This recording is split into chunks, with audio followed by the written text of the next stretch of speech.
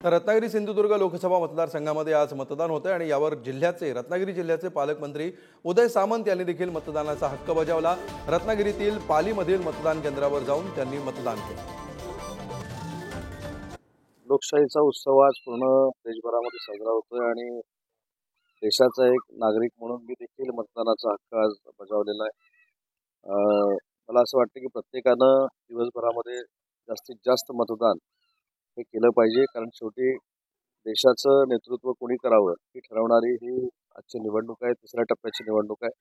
आणि मला खात्री आहे की जास्तीत जास्त मतदान तिसऱ्या टप्प्यातल्या मतदानामध्ये अख्ख्या महाराष्ट्रामध्ये आणि देशामध्ये होईल याची पूर्ण खात्री आहे। आणि मला असं वाटतं की प्रत्येक निवडणूक ही अटीतटीची असते, त्याच्यामुळं रत्नागिरी सिंधुदुर्ग त्याला अपवाद आहे असं मला वाटत नाही, पण त्याच्यातनं देखील योग्य तो निर्णय लागेल, आमच्या मनातला निर्णय लागेल, महायुतीचा उमेदवार